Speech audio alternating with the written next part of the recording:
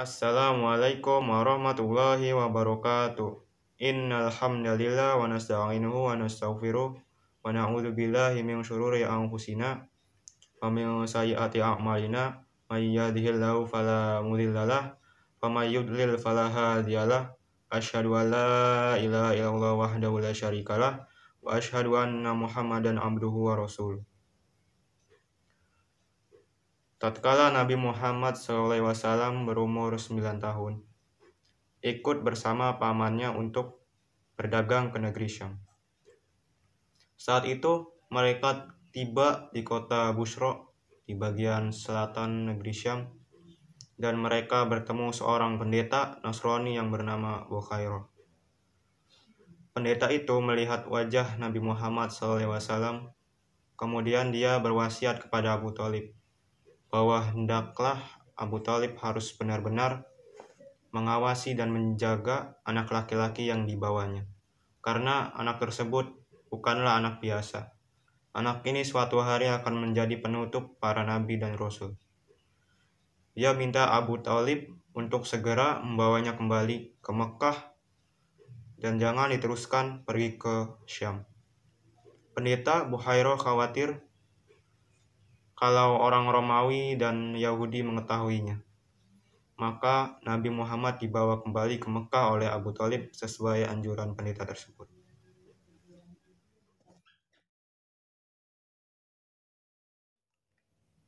Ketika Nabi berumur 25 tahun, Nabi melakukan perjalanan ke negeri Syam untuk kedua kalinya, untuk menjual dagangan milik Sayyidah Khadijah. Adapun Sayyidah Khadijah adalah seorang yang kaya. Beliau menyewa laki-laki untuk mendagangkan hartanya, lalu Khadijah memilih Nabi Muhammad untuk pekerjaan ini, karena dia pernah mendengar tentang kejujuran dan akhlaknya Nabi Muhammad SAW. Nabi Muhammad melakukan perjalanan ke negeri Syam bersama pembantunya Siti Khadijah yang bernama Siti Maisyarah, dan berjualan mereka selama 2 bulan dan pulang keduanya dengan untung yang besar.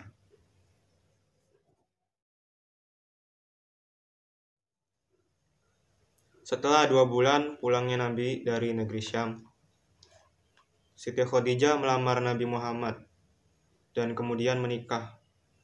Pada saat itu umurnya Nabi Muhammad 25 tahun. Dan adapun umurnya Siti Khadijah adalah 40 tahun. Sebelum menikah dengan Nabi Muhammad, Siti Khadijah pernah menikah dengan Abi Halah dan telah meninggal, dan mempunyai anak laki-laki yang bernama Halah atau Hindun. Siti Khadijah hidup bersama Nabi selama 25 tahun, dan Nabi tidak pernah menikah dengan wanita lainnya sampai meninggalnya Siti Khadijah.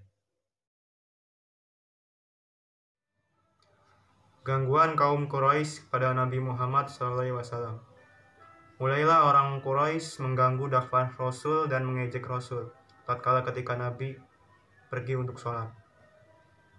Setelah orang Quraisy melihat Nabi dalam mengajak untuk masuk Islam dan melihat pembelaan dari paman Nabi, adapun Nabi Muhammad SAW menghadapinya dengan sikap tenang dan sabar, dan lemah lembut dan suka memaafkan. Dan adapun mereka orang-orang Quraisy yang mengganggu dakwah Rasul ialah Abu Jahal dan Abu Lahab, Uwaibah bin Abi Mu'aid, dan Walid bin Mughirah.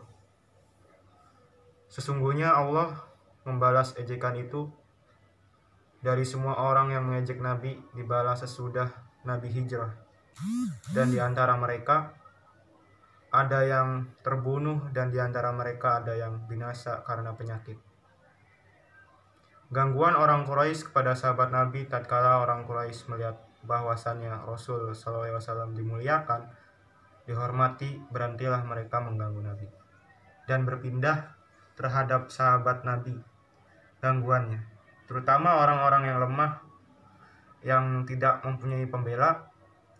Maka setiap kabilah menyiksa orang-orang yang masuk Islam dari golongan mereka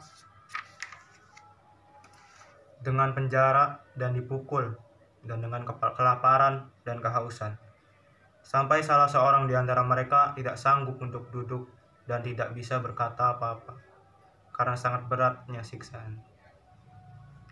Dan di antara yang disiksa adalah Bilal dan Amr bin Yasir, dan saudaranya, dan bapaknya, dan ibunya, dan Habab bin Ar. Mungkin itu saja yang bisa saya sampaikan. Kurang lebihnya mohon maaf bila ada kesalahan. Wassalamualaikum warahmatullahi wabarakatuh.